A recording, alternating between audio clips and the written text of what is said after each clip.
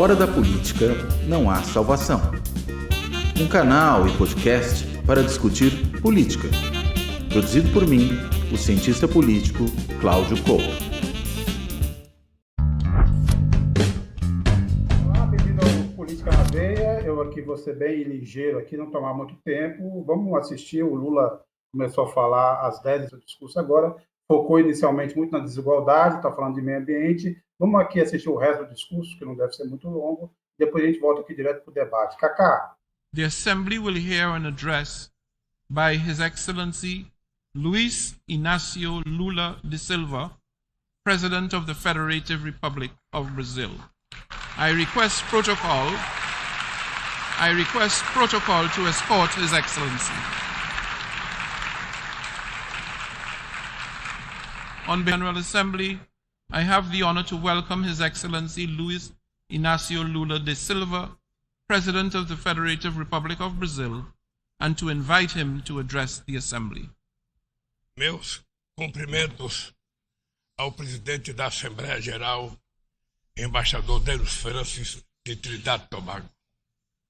É uma satisfação ser antecedido pelo secretário-geral das Nações Unidas, Antônio Guterres. Saúdo cada um dos chefes de Estado, de governo e delegadas e delegados aqui presentes.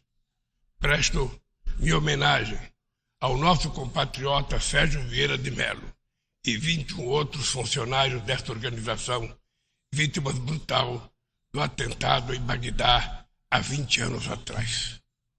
Desejo igualmente expressar minhas condolências às vítimas do terremoto no Marrocos e das tempestades que atingiram a Líbia. A exemplo do que ocorreu recentemente no estado do Rio Grande do Sul, no meu país, estas tragédias ceifam vidas e causam perdas irreparáveis. Nossos pensamentos de orações estão com todas as vítimas e seus familiares. Senhoras e senhores, há 20 anos ocupei essa tribuna pela primeira vez. E disse naquele 23 de setembro de 2003 que minhas primeiras palavras diante deste Parlamento Mundial sejam de confiança na capacidade humana de vencer desafios e evoluir para formas superiores de convivência. Volto hoje para dizer que mantenho minha inabalável confiança na humanidade. Naquela época, o mundo ainda não havia se dado conta da gravidade da crise climática. Hoje, ela bate às nossas portas, destrói nossas casas, nossas cidades, nossos países, mata e impõe perdas e sofrimentos a nossos irmãos, sobretudo aos mais pobres. A fome, tema central da minha fala neste Parlamento Mundial 20 anos atrás, atinge hoje 735 milhões de seres humanos que vão dormir esta noite sem saber se terão o que comer amanhã. O mundo está cada vez mais desigual. Os 10 maiores bilionários possuem mais riqueza que os 40% mais pobres da humanidade. O destino de cada criança que nasce nesse planeta parece traçado ainda no ventre de sua mãe. A parte do mundo em que vivem seus pais e a classe social a qual pertence sua família irão determinar se essa criança terá ou não oportunidades ao longo da vida. Se irá fazer todas as refeições ou se terá negado o direito de tomar café de manhã, almoçar e jantar diariamente. Se terá acesso à saúde ou se irá sucumbir a doenças que já podiam ter sido erradicadas. Se completará os estudos e conseguirá um emprego de qualidade ou se fará parte da legião de desempregados, subempregados e desalentados que não para de crescer. É preciso, antes de tudo, vencer a resignação que nos faz aceitar tamanha injustiça como fenômeno natural. Para vencer a desigualdade, falta vontade política daqueles que governam o mundo. Senhoras e senhores, se hoje eu retorno na honrosa condição de presidente do Brasil, é graças à vitória da democracia em meu país. A democracia garantiu que superássemos o ódio, a desinformação e a opressão. A esperança, mais uma vez, venceu o medo. Nossa missão é unir o Brasil e reconstruir um país soberano, justo, sustentável, solidário, generoso e alegre. O Brasil está se reencontrando consigo mesmo, com nossa região, com o mundo e com o multilateralismo. Como não me canso de repetir, o Brasil está de volta. Nosso país está de volta para dar sua devida contribuição ao enfrentamento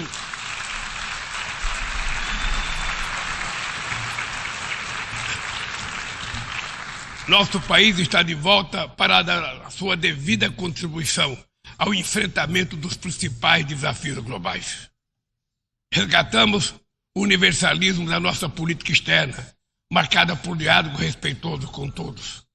A comunidade internacional está mergulhada em um turbilhão de crises múltiplas e simultâneas: a pandemia da Covid-19, crise climática e a insegurança alimentar e energética ampliada por crescentes tensões geopolíticas.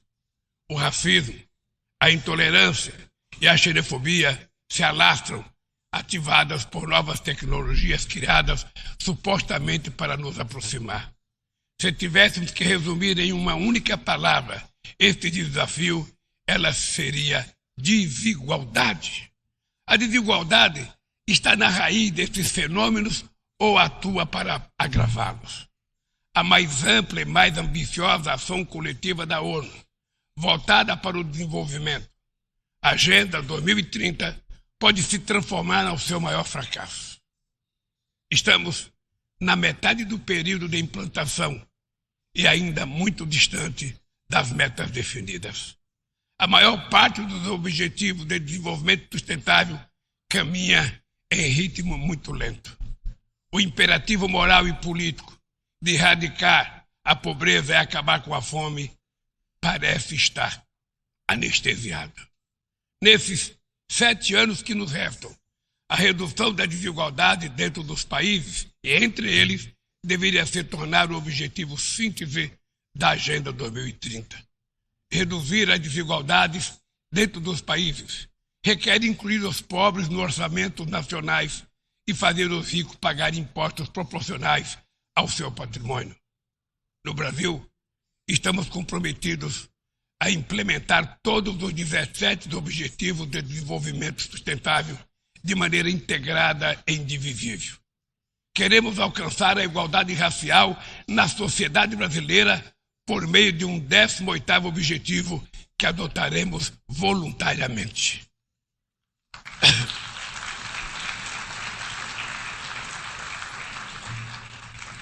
Lançamos o Plano Brasil Sem Fome, que vai reunir uma série de iniciativas para reduzir a pobreza e a insegurança alimentar. Entre elas está o Bolsa Família, que se tornou referência mundial em programa de transferência de renda para famílias que mantêm suas crianças vacinadas e na escola. Inspirados na brasileira Berta Lutz, pioneira na defesa da igualdade de gênero na Carta da ONU, aprovamos a lei que torna obrigatória a igualdade salarial entre mulheres e homens no exercício da mesma função.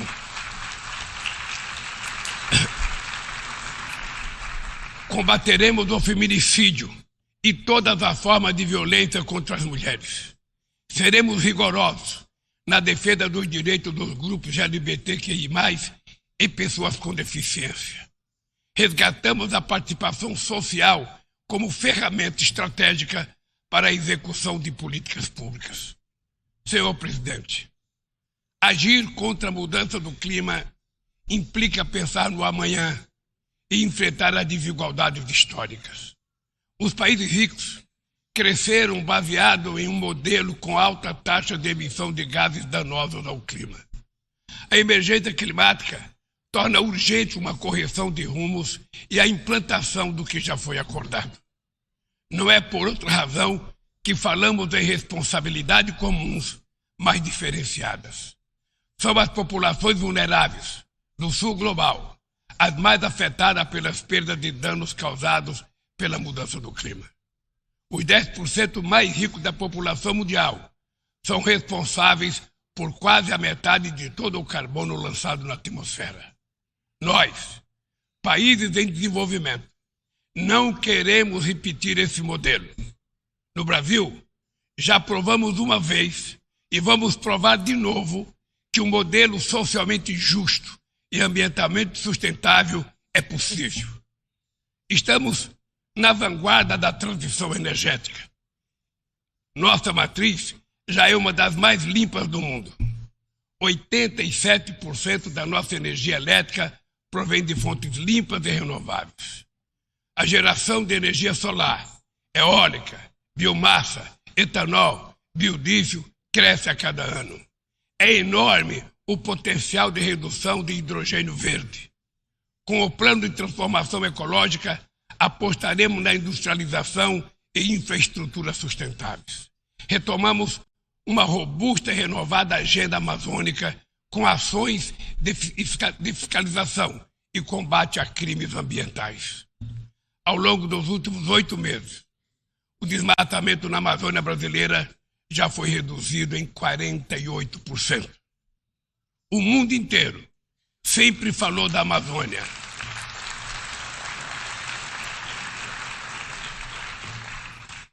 O mundo inteiro sempre falou da Amazônia.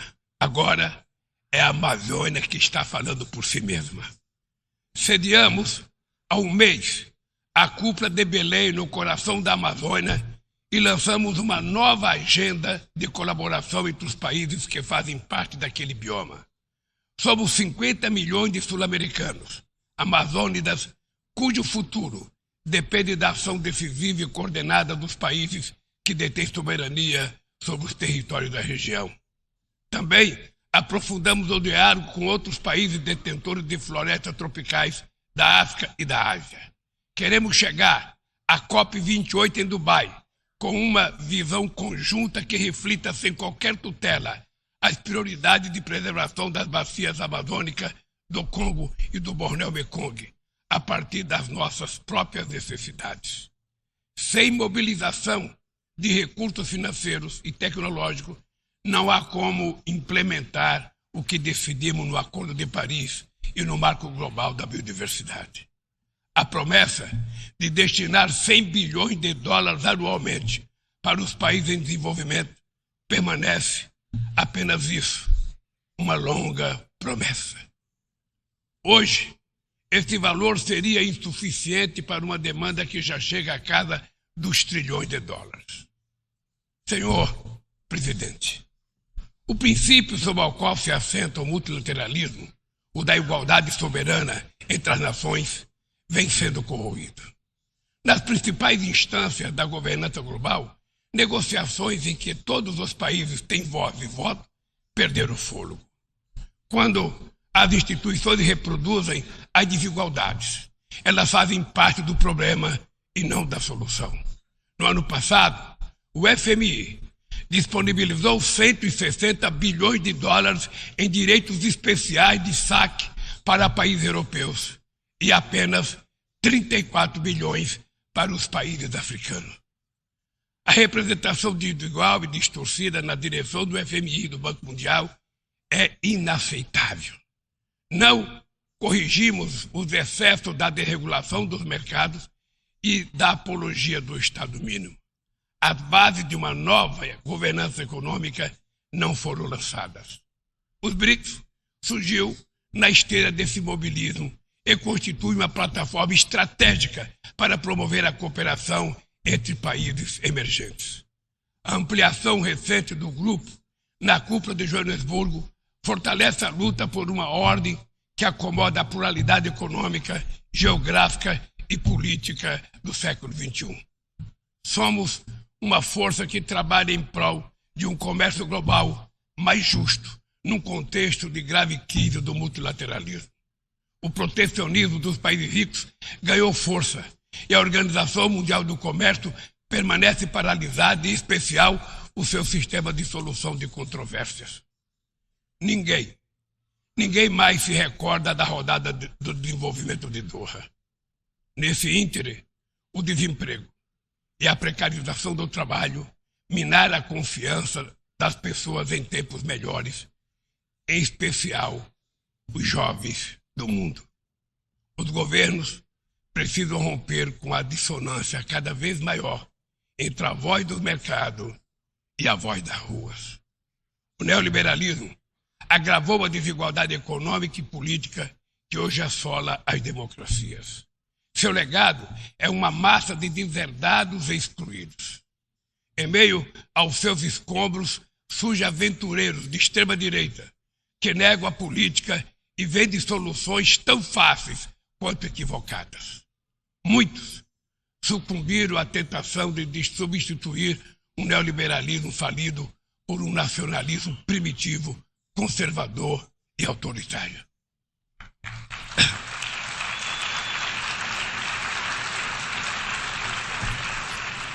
Repudiamos uma agenda que utiliza os imigrantes como bodes expiatórios, que corrói o estado de bem-estar e que investe contra o direito dos trabalhadores. Precisamos resgatar as melhores tradições humanistas que inspiraram a criação da ONU. Políticas ativas de inclusão nos planos cultural, educacional e digital são essenciais para a promoção dos valores democráticos e da defesa do Estado de Direito. É fundamental preservar a liberdade de imprensa. Um jornalista como Julian Assange não pode ser punido por informar a sociedade de maneira transparente e legítima.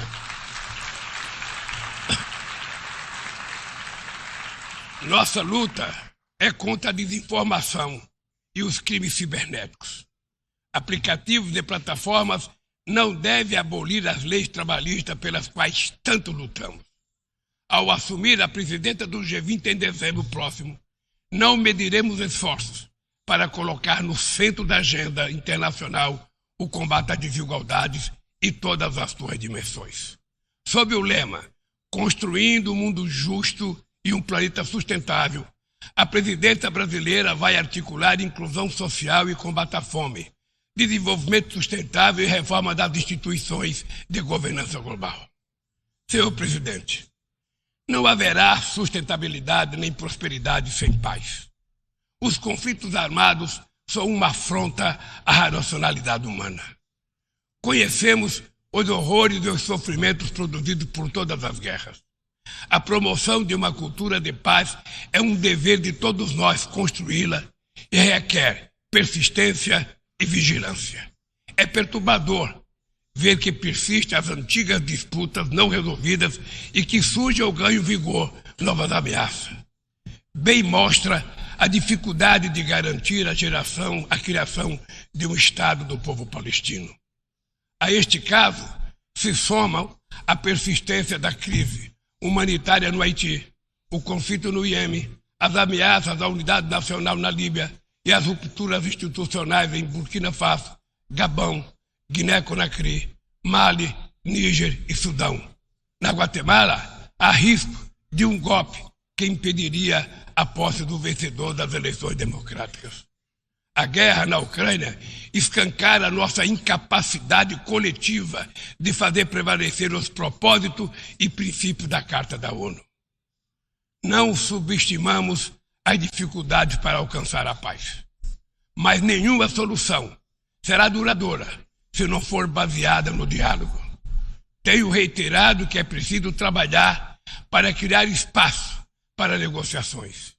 Investe-se muito em armamentos e pouco em desenvolvimento. No ano passado, os gastos militares somaram mais de 2,224 bilhões de dólares. As despesas com armas nucleares chegaram a 83 bilhões de dólares, valor 20 vezes superior ao orçamento regular da ONU. Estabilidade e segurança não serão alcançadas onde há exclusão social e desigualdade. A ONU nasceu para ser a casa do entendimento e do diálogo. A comunidade internacional precisa escolher. De um lado está a ampliação dos conflitos, o aprofundamento das desigualdades e a erosão do Estado de Direito. Do outro, a renovação das instituições multilaterais dedicadas à promoção da paz. As sanções unilaterais causam grande prejuízo à população dos países afetados, além de não alcançarem seus alegados objetivos, dificultam os processos de mediação, prevenção e resolução pacífica de conflitos. O Brasil seguirá denunciando medidas tomadas sem amparo na Carta da ONU, como o embargo econômico e financeiro imposto a Cuba e a tentativa de classificar esse país como Estado patrocinador do terrorismo.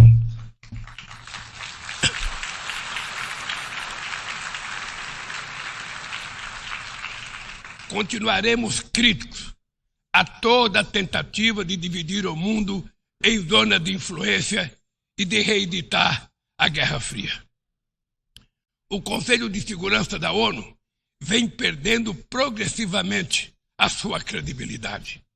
Essa fragilidade decorre, em particular, da ação de seus membros permanentes, que travam guerras não autorizadas em busca de expansão territorial ou de mudança de regime. Esta paralisia é a prova mais eloquente da necessidade e urgência de reformá-lo, conferindo-lhe maior representatividade e eficácia. Senhoras e senhores, a desigualdade precisa inspirar indignação. Indignação com a fome, a pobreza, a guerra, o desrespeito ao ser humano. Somente movidos pela força da indignação, poderemos agir com vontade e determinação para vencer a desigualdade e transformar efetivamente o mundo a nosso redor. A ONU precisa cumprir seu papel de construtora de um mundo mais justo, solidário e fraterno. Mas só o fará se seus membros tiverem a coragem de proclamar sua indignação com a desigualdade e trabalhar incansavelmente para superá-la. Eu quero dizer muito obrigado a todos vocês.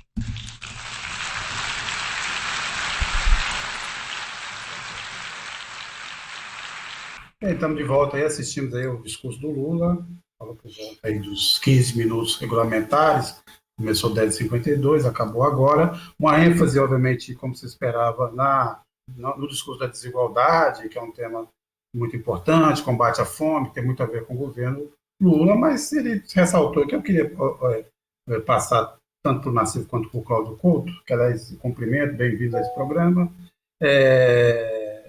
Mas eu acho que ressaltar dois pontos. Primeiro, essa menção a Assange, né? Julian Assange, ali, lembrando que quem discursa agora depois do Lula é o Biden. Quem está querendo, obviamente, ávido para ter o Assange preso por muitos e muitos anos, uma pena que pode passar dos 100 anos de prisão, é os Estados Unidos que pediu a extradição da Inglaterra, a extradição que foi autorizada pela Justiça Americana, a extradição do Assange. E segundo a menção aí à paz e à guerra, ele faz uma longa lista de conflitos do mundo, lembra da Palestina, fala aí de todos os golpes de Estado na África, fala da situação em outras regiões do mundo, para depois falar da Ucrânia, mas uma situação assim muito en passant. Sinto que ele foi aplaudido em alguns momentos, esse discurso final nem tanto como se esperava. Teve alguns momentos de aplauso maior, quando ele falou da própria liberdade de expressão, ou falou do combate à desigualdade, ou falou do meio ambiente. O meio ambiente teve também um capítulo, mas acho que foi um pouco menor do que a desigualdade. Mas começar pelo Nassif, depois Couto. Eu dei esses highlights aí, mas queria ouvir a sua impressão desse discurso do Lula, lembrando, né, que a volta do Lula, o primeiro discurso que ele fez 20 anos atrás, e também depois de 4 anos, e que a gente viveu só com os delírios e as mentiras do Bolsonaro. Obviamente, qualquer discurso seria melhor, a não ser se fosse o próprio Bolsonaro, mas, Nassif, não sei me estender mais, o que você achou do Lula? Ele se consolida aí como o grande líder da paz, aí que ele busca firmar. Né? E grande parte do discurso dele consta das políticas públicas do Ministério o Ministério do Silvio Almeida, lá, Ministério de Direitos Humanos. Direitos Humanos. Ontem, por acaso, eu estive com o Silvio, ele vai trabalhar em cima de 5 públicos, que é justamente esses mencionados aí pelo pessoas com deficiência, pessoas idosas, LGBTQI+, não é, tudo bem, mas a sigla é longa demais, né? Criança e adolescente e pessoas em situação de rua. E está também pegando a população carcerária. E um ponto importante que eu acho que pode marcar o governo Lula, ele tem um fundo que ele administra, que vai ser, a ideia será fazer dar prioridade aos movimentos sociais organizados. Daí entra a MST, entra a CUFA, que é a Central Única das Favelas, entra o MTST, que é gozado, né? Se você pega, digamos, a parte mais dinâmica hoje da sociedade brasileira são esses movimentos. Eles fazem políticas públicas sem Estado. E é interessante, quando se discute hoje essa questão de identitarismo e tudo, como que o PT se afastou, como que o PT se estratificou, né? Se está discutindo muito hoje, por exemplo, uma mulher negra no Supremo, e o PT, esses anos todos, não preparou uma juíza ou advogada negra que tivesse experiência política também, né? Então, digamos,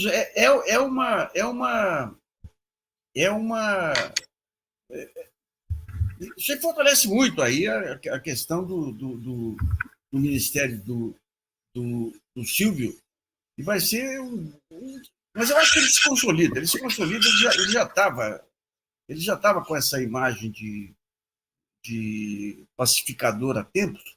Eu chamo a atenção para um outro ponto da ONU também, que foram as críticas da mídia ao tamanho da comitiva que foi para a ONU.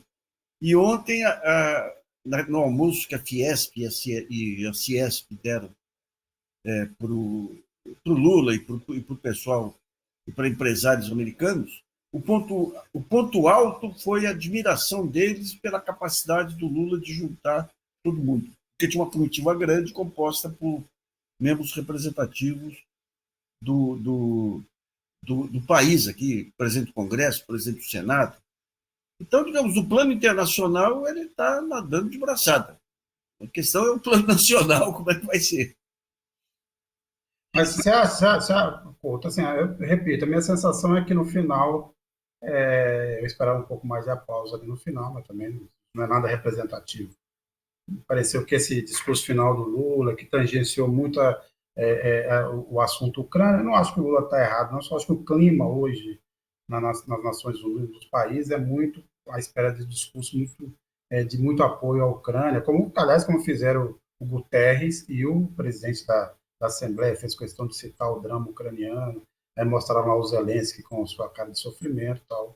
De qualquer forma, queria ouvi-lo sobre o que você achou do discurso de forma geral do Lula.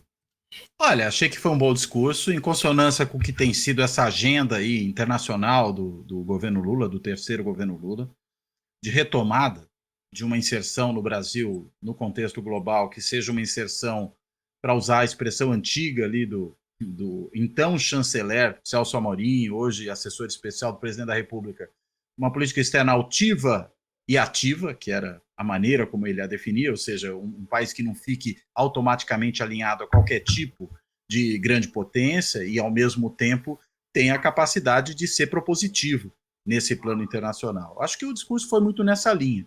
Inclusive, talvez, a falta de alguns aplausos, mas também a ocorrência de outros aplausos decorreu de um tom mais crítico em certos momentos, como, por exemplo, quando ele não só faz a defesa do Assange, mas faz uma condenação aberta ao embargo a Cuba, né? Ele é aplaudido naquele momento, mas é claro que os americanos nunca vão gostar muito desse tipo de crítica, né? É evidente que isso acontece, né? Aponta muito para uma preocupação do Brasil com o sul global, a própria menção feita também aos golpes de Estado que aconteceram em países africanos vai nessa direção, mas aponta também a importância de a gente ter uma forma de desenvolvimento, esse foi um outro ponto que o Lula explorou no discurso dele, que seja um desenvolvimento que chegue para todos, né? Que não seja um desenvolvimento reservado aos já desenvolvidos, e é um desenvolvimento que não vai ser alcançado com condições de relacionamento econômico, de regras comerciais, que continuem a ser vantajosas só para aqueles que já têm mais poderio econômico, mais capacidade de desenvolvimento. Então, eu acho que foi um discurso muito alinhado àquilo que realmente a gente esperava do Lula. Chamaria atenção para o fato de que, ao falar da Ucrânia, ele não temperou as palavras, ele falou em guerra na Ucrânia, e é de guerra que se trata, e a gente sabe que mesmo essa terminologia é muito sensível para a Rússia, que prefere falar em outra coisa, em operação especial e coisa do tipo. Ao falar em guerra, eu acho que ele dá, de certa forma, uma sinalizada, inclusive, não só para o próprio líder ucraniano, né, com quem ele possivelmente se reunirá amanhã. Eu falo possivelmente porque da outra vez levou bolo, né, do Zelensky, mas também para aqueles países que entenderam que certos posicionamentos do Brasil por meio da fala do Lula em momentos anteriores não foram posicionamentos condizentes com a situação objetiva que acontece ali. E, no fim das contas, a despeito de todos os problemas que tem a aproximação da Ucrânia com a OTAN e o rompimento que isso significa daquele acordo que foi feito ali na transição da União Soviética para a Federação Russa, né, na transição de um regime autoritário para um regime democrático naquele momento, um acordo que se fazia com o mundo ocidental de que a OTAN não chegaria ali à fronteira russa, né, particularmente no caso da Ucrânia, que é um polo sensível. É bom lembrar que a própria Rússia, de certa maneira, nasce na Ucrânia, né, quando a gente vai considerar aí o processo histórico todo. Mas, a despeito disso, a agressão militar, de fato, é russa. Então, há uma guerra, não é operação militar especial ou qualquer eufemismo desse tipo. É uma guerra, é uma agressão externa, e é claro que isso contraria todos os princípios do direito internacional sobre os quais a própria ONU se assenta. Foi certo. Não, rapidinho. Embora ele não tenha falado de invasão, que é a expressão que os ucranianos prefeririam, né? Claro, mas pelo menos já não falou, mas falou em guerra. Eu acho que aí já tem uma sinalização positiva. Claro, se ele falasse invasão, aí ele estaria claramente tomando partido da Ucrânia de maneira mais explícita, né? Como ele quer colocar o Brasil na condição de um certo mediador, embora, sinceramente, não me parece uma perspectiva realista para essa situação, inclusive em função do desenrolar das coisas até aqui, ainda assim me parece que ele conseguiu, de alguma forma, corrigir a rota em relação a declarações infelizes feitas anteriormente. A gente recebeu algumas mensagens aqui. O Aurélio Pereira, nosso presidente dá um banho em política internacional, ao contrário do anterior, que achava que sabia de alguma coisa. Aurélio, acho que não achava que sabia de nada. Ele achou que estava lá na ONU falando para o grupo do WhatsApp dele ou para o cercadinho. Ou para o Bolsonaro. Todo o discurso que fez na ONU foi direcionado àquele cercadinho. Não era nem para o Brasil, não era nem para os eventuais eleitores, nem para os seus correligionários. Era só para aquele bando de fanáticos que ficava na porta. Então, ele mentia descaradamente. Usão. Bom, eu não me encontraria com esse cara da Ucrânia. Eu manteria a distância e a neutralidade do Brasil. O João Carvalho vai na mesma linha. Lula não deveria conversar com esse presidente. Não merece confiança. É um tiro no pé. Couto e Nassif, vocês acham que seria um erro Lula não se encontrar com Zelensky? Se encontrar com Zelensky? Se ele está querendo ser o mediador, ele tem que se encontrar com o Zelensky. Agora, eu acho que um ponto interessante do Lula, para temas complexos, assim, ele tem uma boa percepção da dinâmica de fatos. Então, por exemplo, essa guerra, essa invasão da Ucrânia pela Rússia, a maneira como o Ocidente apoiou e tudo, eles apoiaram por uma solução que é impossível. Ou seja, jamais a Rússia vai admitir ter a OTAN no seu quintal ali.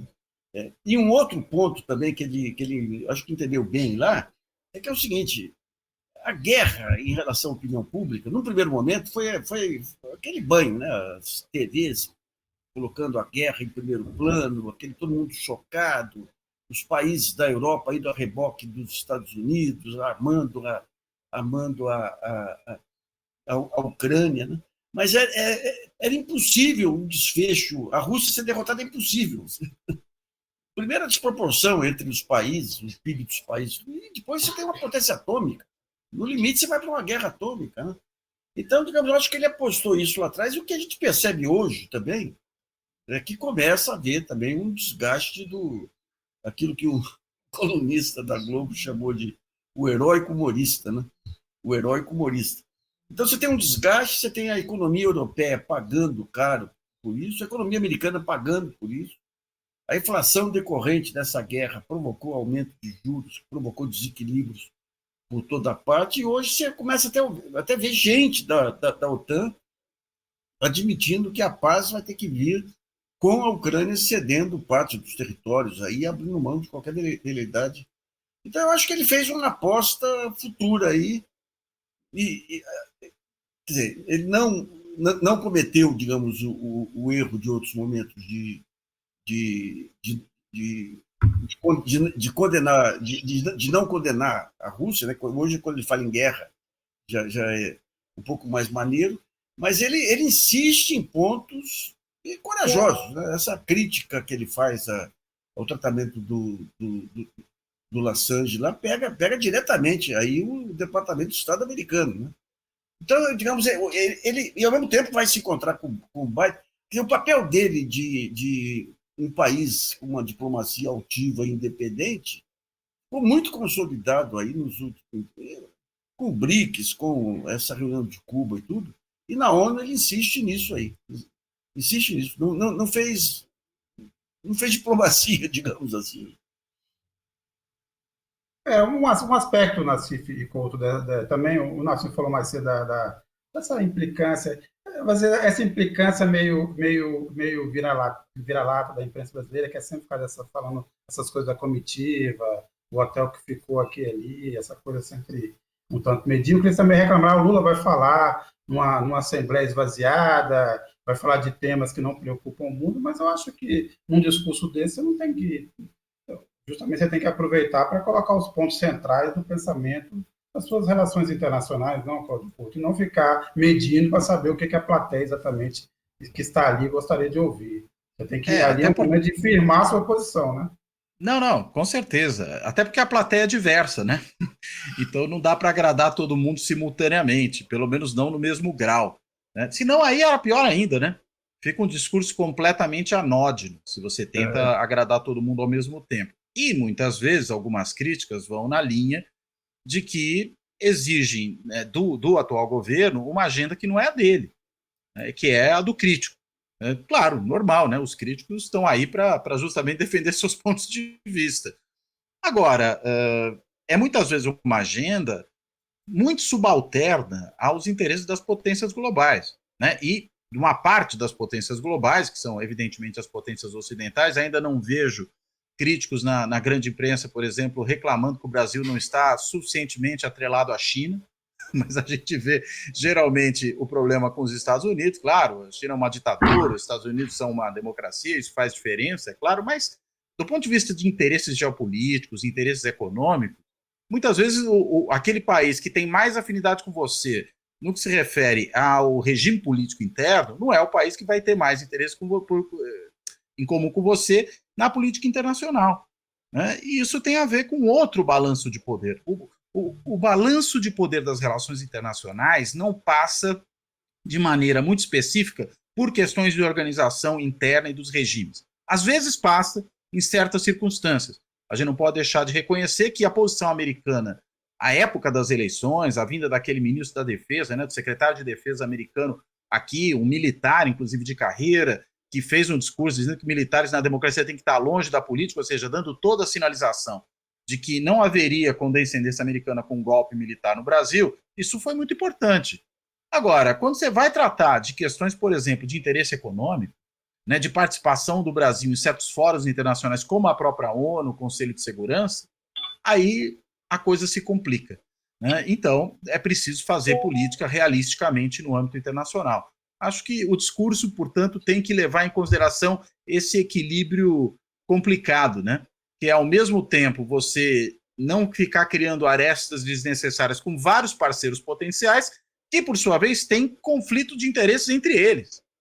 É esse o desafio, o fio da navalha, no qual uma liderança, um chefe de Estado tem que andar, mais ainda num país com as características do Brasil, que é um país importante regionalmente, que tem uma economia de tamanho considerável, mas, ao mesmo tempo, é um país que não tem uma capacidade de se colocar como potência no plano global, como tem vários desses atores fundamentais que estão num conflito continuado entre si. Então, acho que é preciso ser realista, tanto do ponto de vista do que são os nossos interesses, olhando para os vários potenciais parceiros e eventuais adversários, como também sabendo qual é o tamanho que nós temos, tanto para o sim como para o não, né? Tanto aquilo que realmente temos capacidade de fazer, como questões em que nós simplesmente não vamos conseguir entrar brincando como brincam as grandes potências, seja porque são potências nucleares, porque são potências econômicas, né? Porque são grandes potências militares no seu âmbito regional, né? O Brasil não se enquadra em nenhuma dessas três condições. Então, é preciso ser realista nessa hora. Aliás, a Valéria Vargas vai na mesma linha, Cláudio. Todos os países têm que acompanhar o Lula, não baixar a cabeça para os Estados Unidos e alguns países europeus. A Ana Lúcia Lins, discurso corajoso, honesto e coerente com tudo que ele representa e propaga. Parabéns, presidente. E o Jorge Antônio, vai vendo, Brasil, a diferença entre um estadista gigante e um ladrão de joias. E a Rosa Miller, discurso histórico. Só 2 pontos desse discurso, se vocês obviamente quiserem continuar nesse assunto. O Lula tem sido o único chefe de Estado a lembrar da situação do Assange. O Assange está totalmente, nessa altura, abandonado, fora um ou outro apoiador na sociedade civil, mas o próprio jornalismo, que os meios de comunicação se aproveitaram do material colhido pelo Assange, de certa forma, o abandonaram. Um ou outro lembra dos casos, mas hoje em dia, por exemplo, o New York Times mal cobre essa história. E segundo, foi essa ênfase na desigualdade, um ponto importante para o governo Lula. Eu queria só lembrar uma pesquisa que saiu, um levantamento que saiu essa semana passada do banco UBS, que ele mediu o estoque de riqueza dos países, e o Brasil está lá. 41% detém 48% das riquezas do Brasil. É a mais escandalosa desigualdade entre os países de algum tamanho relevante. Vamos ficar falando aqui do Catar, nem do Emirados Árabes, onde o Estado e a realeza se confundem, né? O Emirado, o Emir se confunde com o próprio Estado. Lá o rei sou eu, como se, né? O Estado sou eu. Mas é a mais escandalosa entre os países, e principalmente entre os países ocidentais.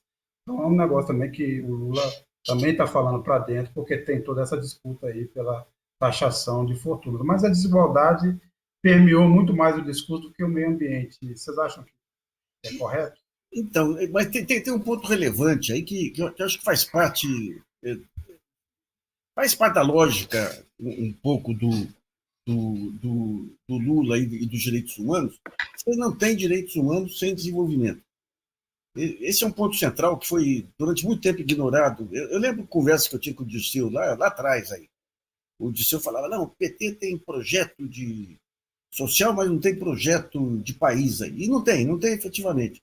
Agora, quando a gente vê na viagem para a China e agora nessa viagem para os Estados Unidos, uma objetividade que eu nunca vi antes em negociações de governo brasileiro com a questão econômica. Então, você lança lá aquele bônus verde lá que o Haddad lançou, as conversas do Haddad com o representante americano, falando, pô, se vocês querem consumir menos energia poluente e tudo, levem suas empresas para o Brasil, porque o Brasil tem a matriz energética mais limpa do mundo.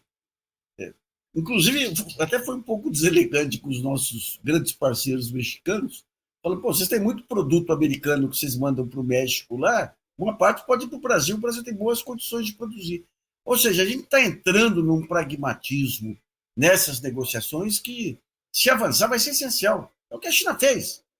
A China, quando negociou lá o mercado interno dela, o que ela fez? Quer vender aqui para a China? Tem que trazer produção, tem que trazer transferência de tecnologia. E nas negociações com a China e tudo foi colocada essa questão da transferência de tecnologia. Né?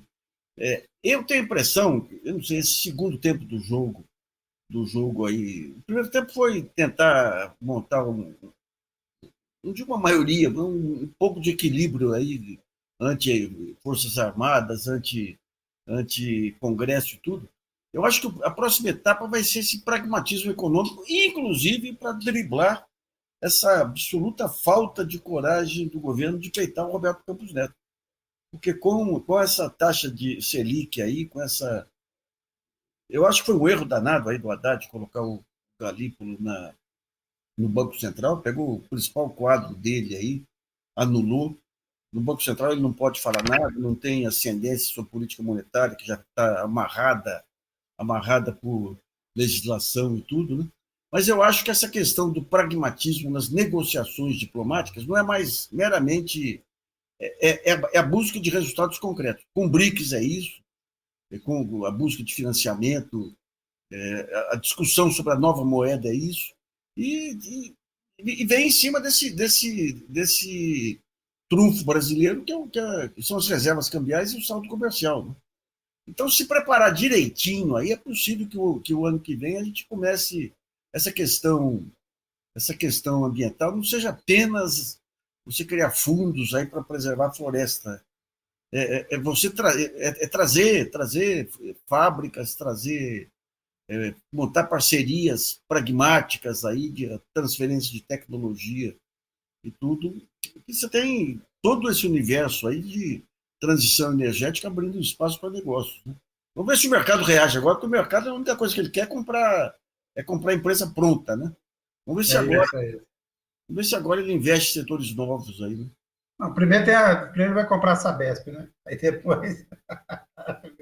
Primeiro tem a Sabesp.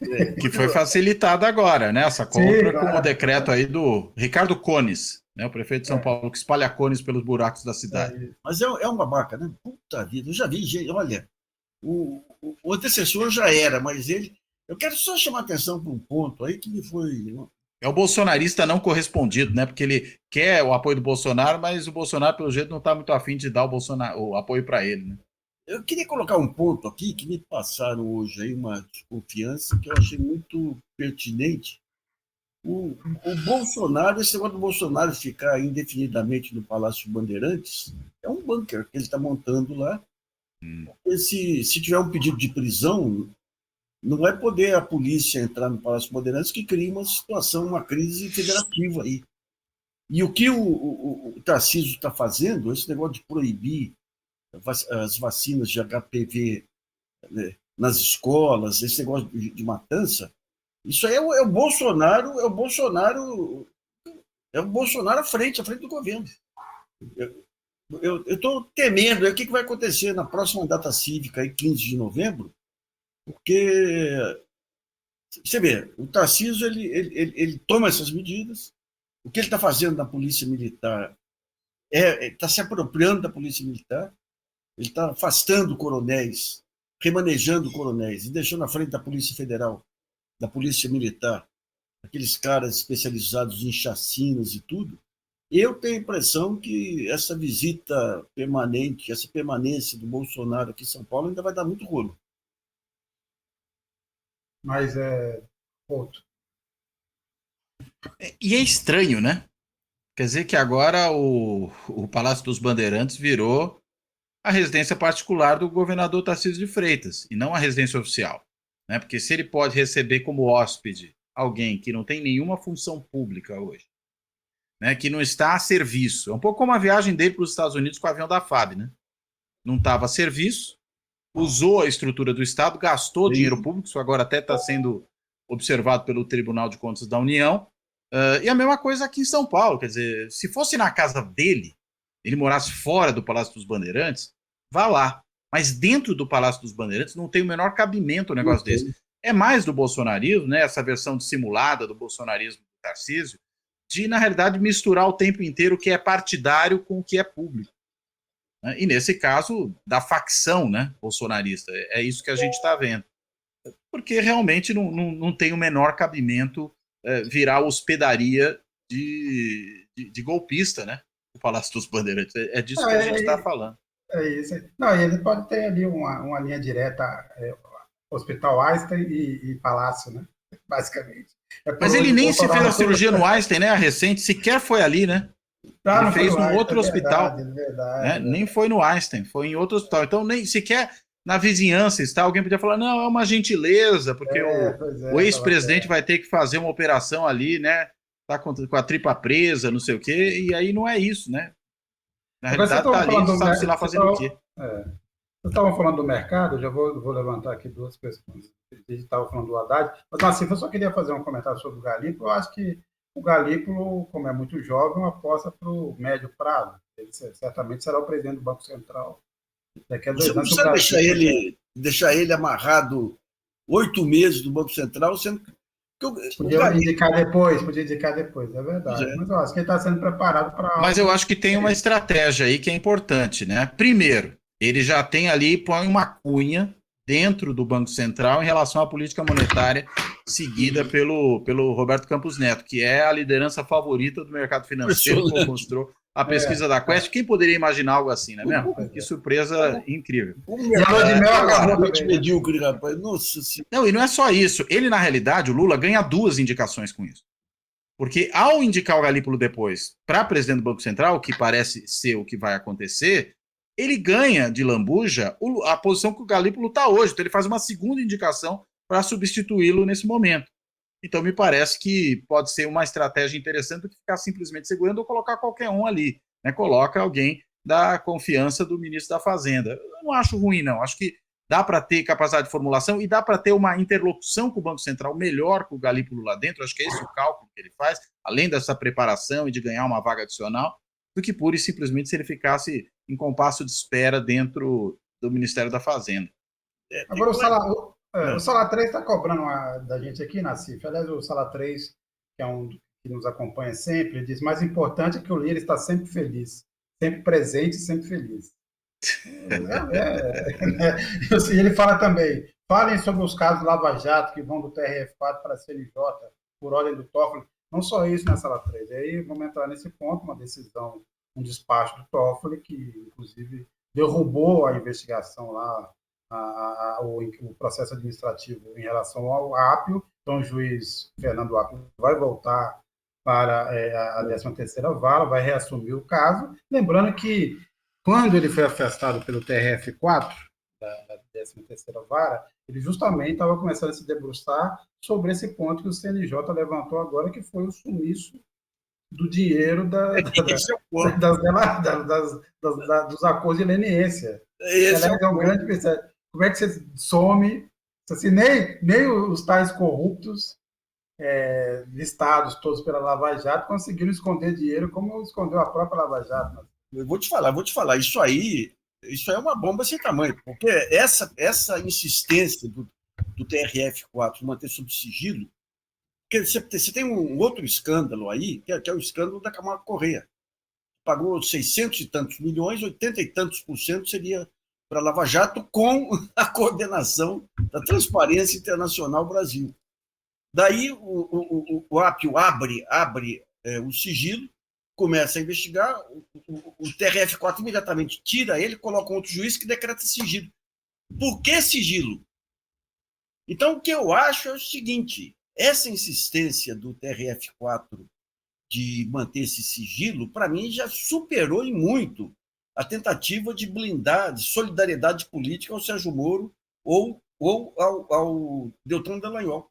Não tem explicação. Hoje eu publiquei um artigo em cima de uma conversa com um sujeito que conhecia por dentro a Odebrecht. Qual a tese dele sobre o que aconteceu com aquele sistema Drozes lá da Odebrecht? Ele falou: esse sistema tinha um servidor aqui no Brasil, tinha um espelho na Suíça e um na Suécia. Tinha um esquema de criptografia similar àquele do Daniel Dantas. Você lembra quando pegaram lá o HD do Daniel Dantas? A polícia não conseguiu desencriptar, mandou para o FBI, que não conseguiu desencriptar. Então ele falou: olha, a única explicação que se tem para conseguir desencriptar o Drozes foi o próprio pessoal da Odebrecht. Que eles pegam lá 75 executivos, 70 e tantos, 71 ou 75 executivos, ameaçam com tudo lá, e de repente os caras saem limpos. O Ministério Público, inclusive, livra eles, sem poder, sem ter atribuição para isso, de qualquer ação penal, qualquer ação fiscal, qualquer ação civil. Então, o que diz o sujeito? Isso aí foi aberto pelo pessoal da Odebrecht. Daí eles fazem uma cópia e mandam uma cópia selecionada de acordo com o que queria a Lava Jato. A Lava Jato queria pegar Lula. Nenhuma outra explicação bate. Ele fala que se a Polícia Federal tivesse feito a desencriptação, imediatamente ela tinha que registrar para garantir aí a perpetuidade das provas. Se foi o MPF que fez a desencriptação, como que, digamos, o acordo com a Suíça só aparece agora, apareceu há um mês atrás, aí, depois que o Toffoli... Então, digamos, você tem aí uma história cabeluda, mas eu acho que o que chama mais atenção é o TRF-4. Ali, ou você tem esquema de chantagem, como foi denunciado aí, ou tem muito mais gente envolvida aí nessa... Era muito dinheiro, gente. A transparência internacional vai entrar pesado, o governo vai entrar pesado nisso também. Agora é o seguinte, dinheiro desse montante, você não consegue transportar em sacola.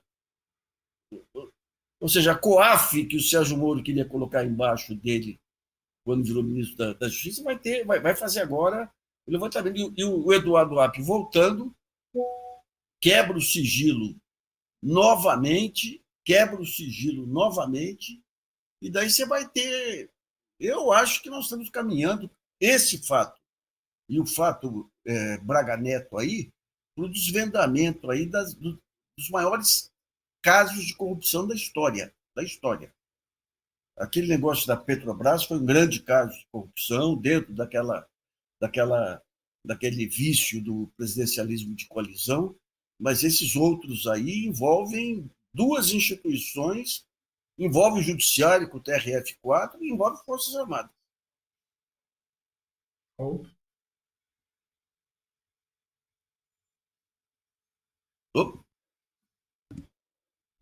Entrou agora? Entrou? Sim, sim. Opa, eu estava aqui com o meu microfone desligado aqui. Mas qual que é a questão agora? Se é já mesmo do Nassif? Não, era mesmo. Não, a gente estava falando aí sobre Lava Jato, essa volta do Acre.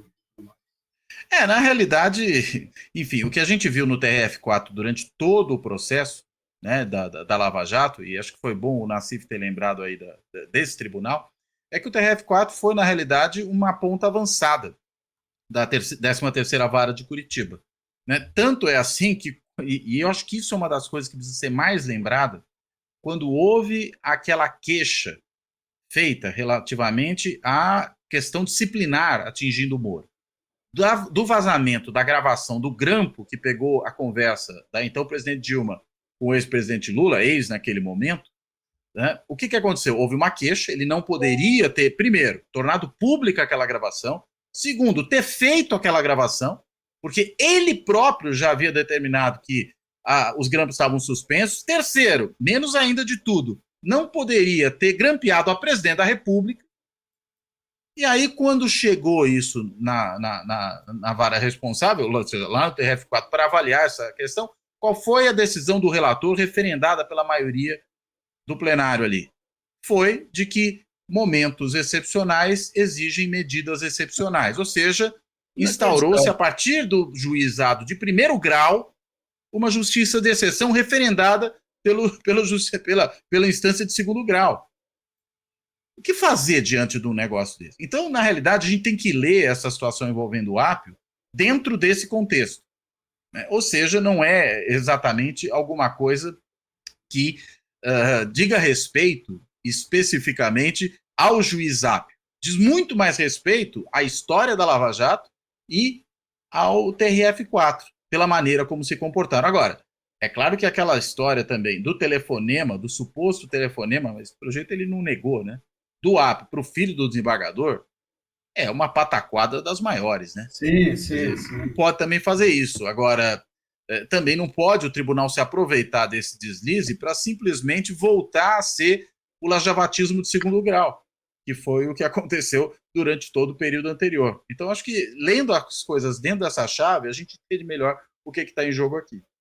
Eu queria lembrar só uns pontos aí. Primeiro, também tem o doleiro Alberto Youssef, esse herói da Lava Jato, que inclusive já tinha feito uma delação premiada, foi beneficiado com isso, voltou a cometer crime, outra delação premiada, ele também entrou com processo agora por conta daquela história que nós, na Carta Capital, lá atrás, reportagem do Marcelo Auler na época, Marcelo Auler, que foi sobre os grampos na cela do Alberto Youssef. Vai abrir, outra linha de investigação que está se abrindo novamente, porque ele vai processar o Estado pedindo indenização e vai revelar como é que também se descobriram ou se chegaram algumas acusações à Lava Jato. Segundo, a CIVIC levantou um ponto importante. A Lava Jato fez o contrário do que o resto do mundo fez. Livrou os executivos e quebrou as empresas, ou seja, o corrupto é a pessoa jurídica, não era a pessoa física. Grande jogada. Quer dizer, é assim que o mundo faz. E terceiro, está tudo caminhando pelo negócio do CNJ. Nos Estados Unidos, daria prisão perpétua para se os procuradores norte-americanos tivessem feito o que os procuradores fizeram aqui em relação a compartilhamento de informações com o Departamento de Estado dos Estados Unidos e com a Suíça. Esse é caso de traição. Né? Nos Estados Unidos, eles sairiam classificados e daria penas, vamos atualizar direito com a perpétua, em alguns estados certamente, mas longas penas, porque é disso que se trata. Né? Você antecipava para um outro país que tinha interesse. E vamos lembrar o escandaloso caso, mas continua sendo, o interesse também não sai da minha cabeça, é o seguinte, a acusação de que os desvios da Petrobras somaram 6 bilhões de reais ao todo. E aí a Petrobras, pós-golpe, pós-derrubada da Dilma, no governo Temer, faz um acordo para pagar 200 acionistas americanos um valor de 10 bilhões de dólares de indenização. E tem a marmelada com o Departamento de Justiça, que a Lava Jato leva provas contra a Petrobras, o Departamento de Justiça faz aquela autuação da Petrobras e devolve 2,5 bilhões para a Lava Jato. É a corrupção do século, é a corrupção do século. Pois é. Mas a gente estava falando dessa pesquisa, saiu, obviamente é a opinião do mercado, mas, Cláudio Couto, você mesmo tinha levantado, o que você... Alguma surpresa nessa pesquisa do mercado? Porque até agora o mercado estava melhorando sua avaliação, o Haddad parecia para mim praticamente pronto para ter uma estátua na Faria Lima. Já estava imaginando a estátua do Haddad na Faria Lima. Mas agora houve uma pequena reversão, não? Olha, teve uma pequena reversão. Acho que até o Felipe Nunes, né, que é o diretor científico da Quest, quando ele divulgou a pesquisa, né, e colocou lá numa rede social, o que ele diz é que acabou a lua de mel do governo com o mercado. Né? E acho que isso, de alguma maneira, descreve efetivamente o que a gente viu nos números aí dessa pesquisa. Agora, talvez o estranho não seja esse resultado de agora, seja o anterior, né? E a gente viu o mercado talvez otimista demais com o governo, tendo em vista o que são as preferências do mercado. Né? Como é que esses agentes do mercado financeiro, da Faria Lima, para a gente usar aqui uma metáfora, né? Como é que, na realidade, os agentes do mercado pensam. Tanto que, por exemplo, eu chamaria a atenção para um dado, né, que não é tanto essa piora ou melhora da avaliação do governo e do próprio ministro Haddad, né? Você veja que lá em julho, 65% desses agentes de mercado entrevistados diziam que era positiva a gestão do Haddad. Esse número caiu para 46%, ou seja, quase 20 pontos percentuais. Tinha sido de 11% os que avaliavam negativo, subiu para 23%, mais do que dobrou, né? Dobrou ali dentro da margem de erro. Agora, tem um dado que eu acho que é muito elucidativo para a gente pensar como é que esses sujeitos enxergam o mundo. Né? Tem uma das questões da pesquisa que é o quanto você confia em cada um desses líderes políticos. Muito, mais ou menos, pouco ou nada. Né? Quando se pergunta sobre o Lula, 91% confia pouco ou nada. Quando se pergunta sobre o Roberto Campos Neto, 77% confia muito. Esse grande estadista, né, esse homem de, vamos dizer, visão sobre como líder político. Então, o que o pessoal aí da Faria Lima enxerga é que o Roberto Campos Neto é alguém que tem visão de mundo. Segundo lugar, Tarcísio de Freitas, 47%. Terceiro lugar, Romeu Zema, né, aquele cidadão lá de Minas Gerais que não sabe sequer fazer conta, 41%. Né? Agora, o curioso é que o Haddad consegue ficar no quarto lugar na lista que eles fazem, com só 10% de avaliação positiva, né, de muito, confiam muito, mas, entre aspas aqui, só 48% de pouco ou nada. Então, significa que, pelo menos, aí já alguma coisa como metade do mercado financeiro, segundo essa pesquisa, pelo menos confia um pouco no Haddad. Então, talvez ele tenha espaço aí, a depender de como as coisas caminharem, para alguma melhoria, né, daqui para frente, se a gente considerar o ânimo desses caras. Só não sei o quanto isso importa de fato. né? Porque me parece que, em boa medida, a economia vai andar independentemente do que esses agentes de mercado fazem, né? Sendo que a maior parte deles, né, quando você pergunta qual é o perfil da amostra, é de gestores, né? Gente que trabalha como gestor, né, de fundo hedge, né, enfim, fundo de investimento, principalmente. É aí que esses caras estão trabalhando. Que é o terceiro escalão, né, Nath? É o sub do sub, né? O gestor dos fundos. Mas o que enche o saco é que é esse pessoal que é ouvido pela mídia como se fosse o mercado. Eu desconfio que tem a ver com a taxação dos fundos exclusivos do fundo offshore, essa queda. Eu tenho essa pequena impressão. Sim. E falta a gente ver aí a questão do Arthur Lira. Porque o Arthur Lira, o cara que está ajudando a construir o país, pereré, enquanto era a reforma fiscal que interessava os padrinhos dele, né? Agora que entra uma reforma que não interessa os padrinhos dele, é nesse ponto que, quando eu falava do Galípolo, o Galípolo ele fazia uma complementação aí de negociação, de interlocução com Ayrton Lira, o jogador da Caldense lá. O maior craque da história da Caldense, depois de Walter Casagrande Júnior. Fazia uma triangulação também. Você não conheceu o Espigão. Você não conheceu o Mauro Ramos de Oliveira, meu? Aí também é demais para mim. Mas então, olha, esse mercado é uma coisa inacreditável. O pessoal que xingou a Dilma lá no estado do Corinthians, é uma rapaziadinha. Agora é interessante que esse espírito yuppie do mercado, até eu vou participar em novembro, outubro, agora, de um evento sobre Lava Jato lá no Lago São Francisco. A maneira, é interessante um ponto desse, a maneira como esse empreendedorismo pega o jornalista.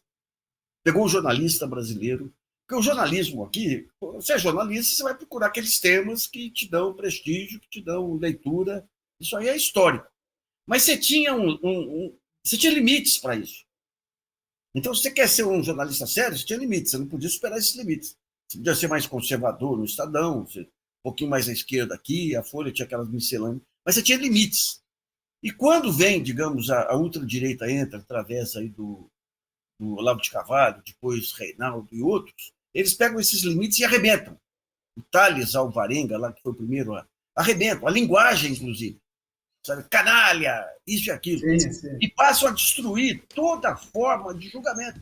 Eu lembro a Baca do Lainate lá na Veja, que para chocar, cada semana ele tinha que falar mal do Mozart, falar mal do Chico Buarque, todas as unanimidades. Do Mozart? Ele falou mal do Mozart?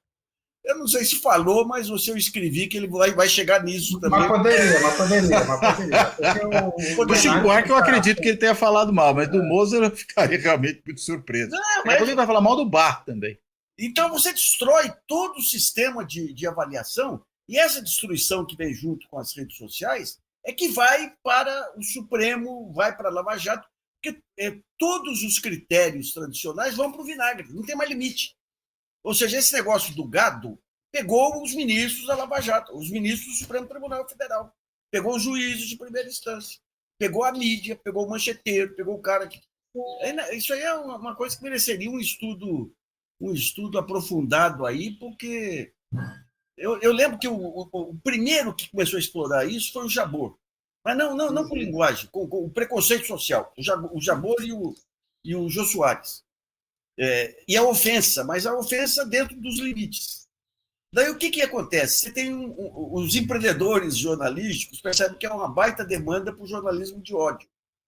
Que a imprensa pega o jornalismo de ódio como o referencial aí, a Record, lá com aquele neto lá do Mário Andreasa lá. Sim.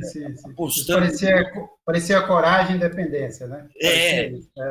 Então, eu lembro que eu peguei minhas meninas. Eu peguei minhas meninas que tinham 9, 10 anos aí, levei no cinema. E a gente estava na fila da pipoca. Chegou um cara, furou a fila. Eu falei para ele, Fulano, você furou a fila, rapaz. Ele falou, pô, não me venha com essa história do politicamente correto. Você teve uma subversão de todo o processo de aferição de julgamento e que chegou no Supremo, chegou na mídia. É incrível como que essa questão da mudança de meios de comunicação e de linguagem, de critérios, é uma coisa tão primária assim. Porra! Agora, essa turma da Faria Lima aí, para mim, certamente, por exemplo, poderiam estar nesse último episódio lamentável aí, que aconteceu no jogo de vôlei, no tal passo. Poderia fazer parte disso, que me parece um pouco isso, fim da tarde na Faria Lima. Me parece bem assim, essa cena. Mas eu vou aqui, para a gente não se prolongar muito aqui, eu vou duas perguntas bem objetivas. O Lula vai voltar, tem dois assuntos para resolver. Procuradoria-Geral da República, substituto da Rosa Weber no STF, Couto e Nassif. Objetivamente, vocês têm alguma aposta? Olha, nos dois casos. Infelizmente, eu vou dizer, eu acho que a aposta é em torno desses que estão aparecendo como os principais favoritos agora, né? Que é o Dantas, né? O presidente do TCU, e o Messias, vulgo Bessias, né? Que é o advogado-geral da União. E eu digo infelizmente por quê? Porque me parece que seria importante o Lula ter realmente uma sensibilidade maior nesse caso e não reduzir a representatividade feminina dentro do Supremo Tribunal Federal. Entre nós, né? 11 juízes, uma mulher, isso é realmente uma coisa muito distorcida. Não é possível acreditar que isso seja razoável, né? E a consequência prática de indicar mais um juiz homem para o lugar da Rosa será inevitavelmente reduzir a representatividade feminina de 2 para 1, menos de 10% da composição do Supremo.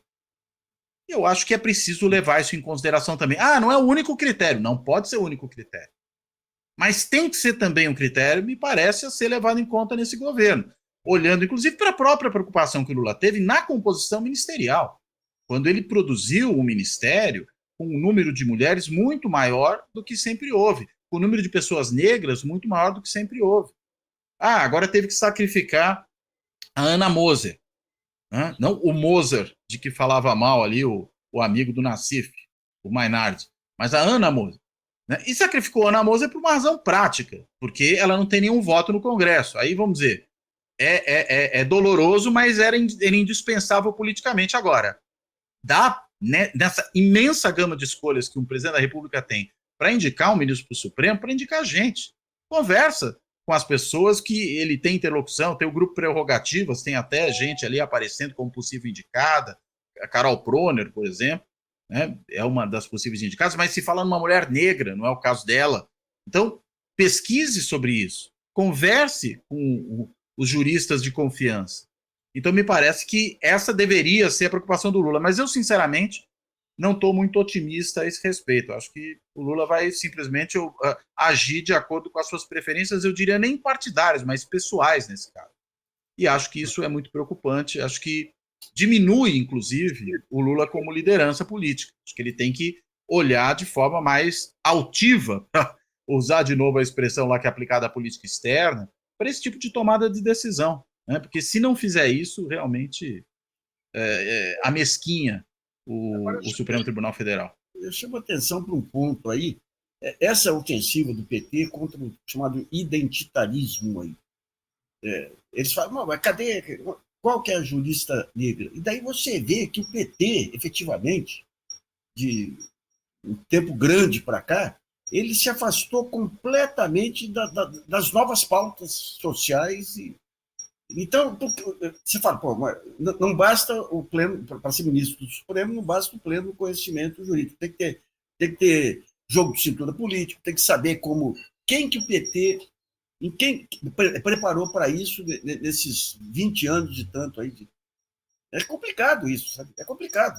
Quando você pega os movimentos sociais, que hoje são a parte mais dinâmica da sociedade, que faz o MST, o que faz o MTST, o que faz a CUFA, é a parte mais dinâmica da sociedade. É aquilo que dá esperança ao Brasil. Fazem política pública sem Estado, sem nada. Você fala, qual que é a aproximação? O movimento negro, qual que é a aproximação do PT com isso? Esse é um ponto. Agora, em relação à Procuradoria-Geral da República, a gente tem 2 candidatos. Uhum. Tem um candidato que ninguém sabe o que pensa em relação a todos os temas, ele é amigo dos progressistas, mas ninguém sabe o que pensa em relação a todos os temas, que nem o Cristiano Zanin. E tem outro candidato que todo mundo sabe o que pensa sobre todos os temas e morre de medo. E não é bom, né? Não é bom. Que é o candidato do Xandão e do Gilmar. Né?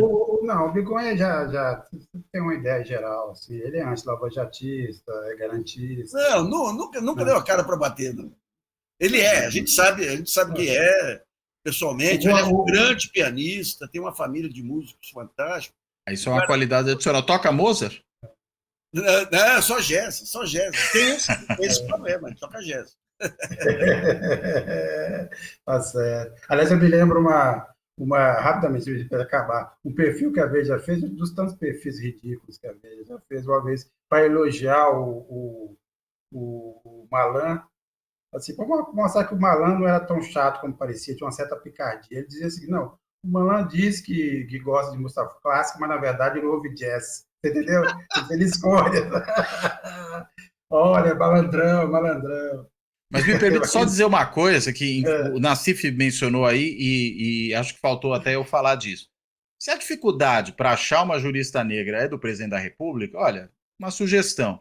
Ele tem alguém no ministério, o ministro Silvio Almeida, que além de ser um ativista da causa racial, da causa negra, livro escrito sobre o assunto, presidente do Instituto Luiz Gama e tudo mais, é um jurista.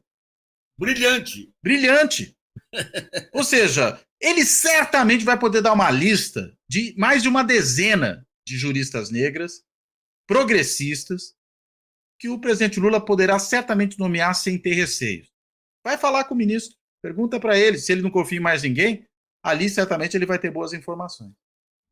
É isso. Nassif Couto, obrigado por mais um programa. Quem nos assistiu também, até a próxima. Lembrando que o Política na Veia é uma associação mas não criminosa. Não, essa não. É uma parceria entre a Carta Capital, a TV de Engenho Luiz Nassif e o Fora da Política na Salvação do Cláudio Couto. Acompanhe em qualquer um desses canais, acompanhe também a programação de todos aí, ajudem, contribuam, assinem, façam Pix, o que puderem, para a gente continuar aqui presente toda terça-feira, alegrando a vida de vocês. Não, brincadeira. Às vezes eu me excebo. O Nassif Couto. Até a próxima, pessoal. Até lá. Um abraço aí, pessoal. Até mais. Um abraço, gente.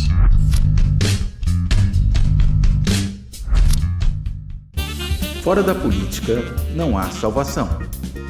Um canal e podcast para discutir política. Produzido por mim, o cientista político Cláudio Couto.